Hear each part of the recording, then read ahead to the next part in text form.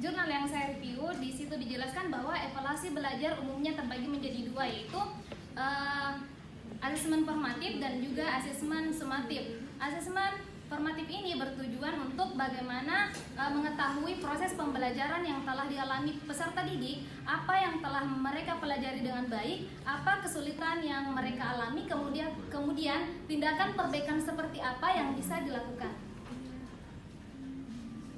Selanjutnya terdapat 3 piranti penilaian dan evaluasi belajar. Yang pertama adalah informal check understanding. Untuk informal check understanding ini yaitu guru dapat melakukan pertanyaan secara langsung dalam proses pembelajaran. Kemudian guru dapat melihat kemampuan peserta didik dalam menjelaskan terkait teori yang telah dipelajari.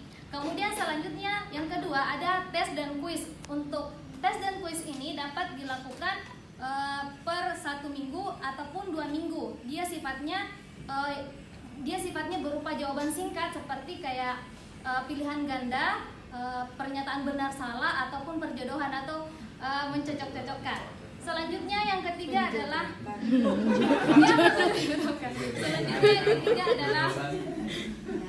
Selanjutnya yang ketiga adalah project. Untuk project ini dapat dilakukan untuk per bulan ataupun di akhir semester. Di sini dalam project ini dilakukan dengan menerapkan konsep yang telah mereka pelajari. Nah, dari observasi yang telah dilakukan guru ini, guru dapat mendapatkan informasi untuk menentukan strategi pembelajaran yang akan diterapkan kepada peserta didik.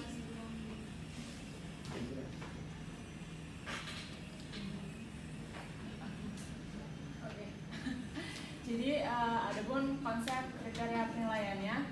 Jadi kriteria penilaian itu apa sih?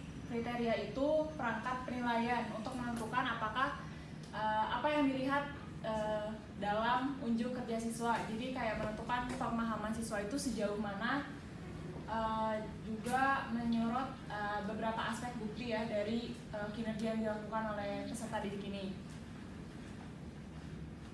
Nah, lalu ada rubrik.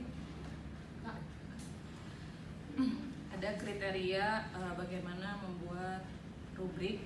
Rubrik adalah panduan penilaian berbasis kriteria yang terdiri dari skala pengukuran 4 poin, 5 poin, 6 poin, atau apapun yang sesuai. Rubrik mendeskripsikan kriteria untuk setiap titik poin. Rubrik menggambarkan tingkat kualitas, kemahiran, pemahaman peserta didik secara bertingkat. Nah, ini penjelasannya. Rubrik adalah instrumen bagi pengajar untuk menetapkan kriteria penilaian untuk tugas. Tidak hanya berguna bagi pengajar, tapi bermanfaat juga untuk siswa. Rubrik mendefinisikan secara tertulis apa yang diharapkan dari siswa untuk mendapatkan nilai tertentu pada suatu tugas. Jenis rubrik ada 3. Yang pertama rubrik holistik, analitik, dan skala persepsi. Seperti tadi yang dijelaskan oleh kelompok PIC. Rubrik holistik ini pedoman penilaiannya itu berdasarkan kesan keseluruhan. Kesan keseluruhan itu bisa kita nilai dari kemampuan. Dalam presentasinya kita bisa menilai kemampuan berkomunikasi, penguasaan materi, kemampuan menghadapi pertanyaan, kemampuan alat peraga presentasi, dan ketepatan menyelesaikan masalah. Kemudian rubrik analitik ini berpedoman pada penilaian yang memiliki tingkat kriteria yang dideskripsikan berdasarkan skala penilaian. Contohnya sangat kurang, kurang, cukup, baik, sangat baik. Kemudian skala persepsi ini pedoman penilaian yang memiliki tingkatan kriteria yang tidak dideskripsikan namun tetap diberikan skor penilaian. Oke. Nah, dari udah dijelasin kan ya rubrik itu apa, kriteria. Nah, sedangkan dari untuk kriteria dari kemampuan untuk menjelaskan peserta didik itu dilihatnya itu dari yang pertama itu ada akurat. Akurat itu apa? Jadi peserta didik itu mampu menjelaskannya itu berdasarkan sumber daya yang ada. Terus peserta didik itu harus melihatnya itu memiliki sikap yang teliti, cermat, tepat, kayak gitu. Terus ada koheren atau berkesinambungan ya, atau berhubungan. Jadi kalau misalkan menjelaskan itu nggak boleh masa ngejelasin apa jadinya maksudnya tentang apa topiknya, tapi ngejelasinnya tentang yang lain kan nggak mungkin juga ya. Nah itu setelah itu ada dibenarkan. Jadi setiap apa yang dijelaskan itu harus dipertanggungjawabkan. Misalkan di dalam presentasi ada yang bertanya, nah apa yang kita presentasi itu harus apa ya, misalkan menimbulkan sebuah pertanyaan, itu tuh harus dipertanggungjawabkan kayak gitu. Abis itu ada sistematis, jadi setiap apa yang dijelaskannya itu harus sesuai. Misalkan kalau dalam presentasi mulai dari pembukaannya seperti apa, terus menguraikan, lalu ada juga misalkan membuat apa ya, forum diskusi. Setelah itu baru ke penutupannya, misalkan kayak gitu. Setelah itu ada prediktif itu berpikir tingkat tinggi dan berpikir untuk kemampuan memprediksi materi di masa depan.